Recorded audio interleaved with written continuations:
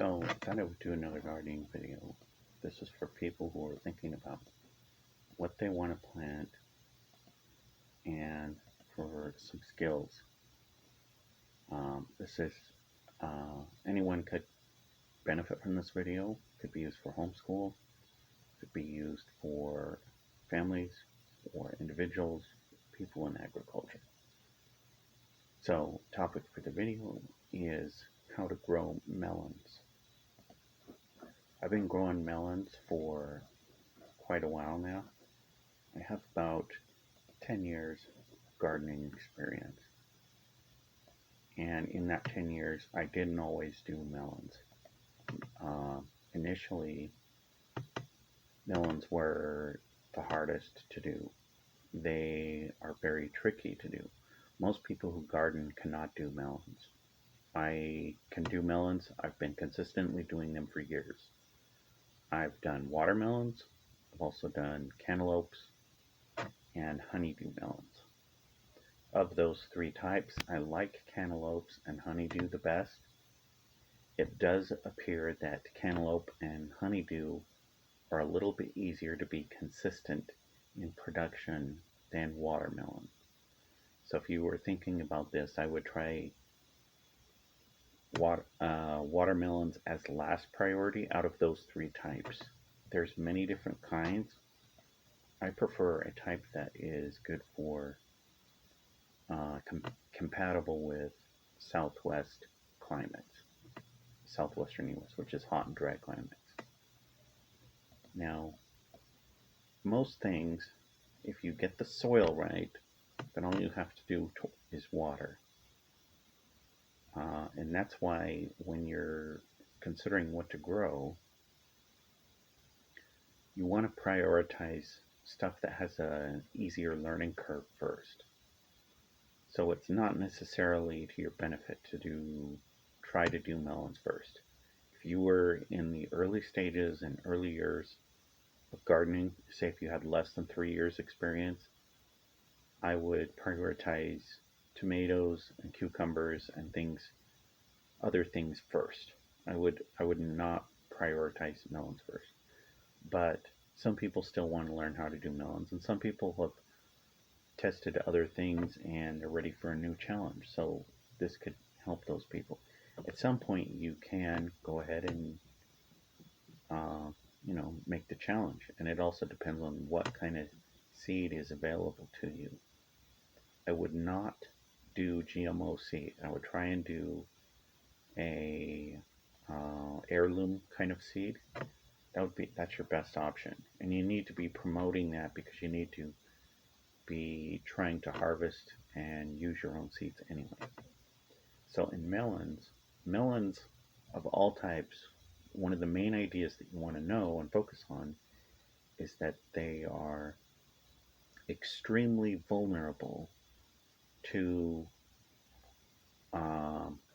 interruptions in their water cycling, the watering schedule. If you are not consistent with them on the watering, you won't get melons. That's the most important thing to know. They also generally need more than one watering per day. At least that's how it works for me. Where I'm at, the heat and the dryness, it's big enough that we had to do at least twice a day watering. You could do them and still not do 3 times a day of watering. It would be enough to do twice a day. Now, one of the thoughts that you might want to consider in growing melons is that during the peak heat of the day, between 1 o'clock and 4 o'clock especially, that's where you're losing a lot of evaporation and you're losing water that's being pulled out of the plant. So you want to consider that possibly one of the watering times that you use could be either right before or right after the peak heat.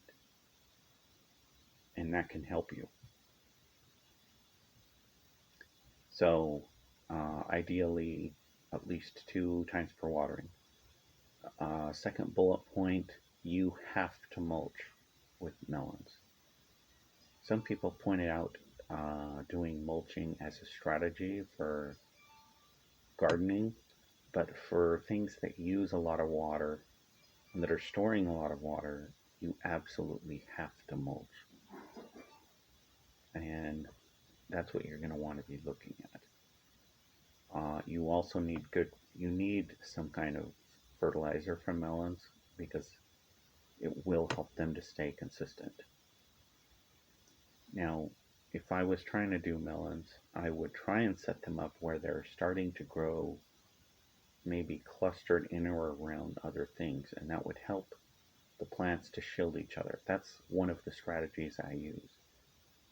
You can cluster them together. Now, when you go to a greenhouse, okay, a lot of the time stores like Home Depot or Lowe's, when they have their gardening section of the store, they're putting all these plants out and they're putting them directly over concrete and they're not dying. The only reason they're not is because they've got them clustered together. You'll notice this, and that can help you also in getting not just melons to work, but other types as well. I will later do a list of various types of cantaloupes and other melon types. I would go with what's most compatible with your area, though, and your climate. For me, I would look for a type that is Southwest climate compatible. There are types that you can do for those kinds of melons that will work that way. But if I was on the East Coast or the South or in the Midwest, I would ask around for what kinds of people are using in my local area and then look for, a couple of types like that. And you can grow melons. You can do it. It does require more discipline and more careful planning and thinking and approach than other vegetable types and fruit. So if I was kind of a learner, I would probably focus on things that I know I have an easier curve and that produce volume first. And then I'd work in melons as maybe a side experiment or after I had kind of proven myself on the easier things. One of the challenges with melons is that they don't store as long as some of the other types of vegetables. Like, for example, if I'm growing pumpkins, I can just put them in the basement and they'll last all winter. Same with squash. Zucchini can last a while also. Although you store them differently, you also don't want to store them together. But melons are tricky because they don't store as long as those other ones. And that you need to think about what you're going to do about that. That's all for now. Please like and subscribe. Please post thoughts and questions that you're interested in on this also. In some of my other videos also, I have pictures of like what to do with damaged produce video that I have. In that video, I purposely used pictures of a melon that I personally grew. So you can see that I did do it. You can see the picture evidence. I'm going to probably post other pictures also. And that's all for now. Thanks.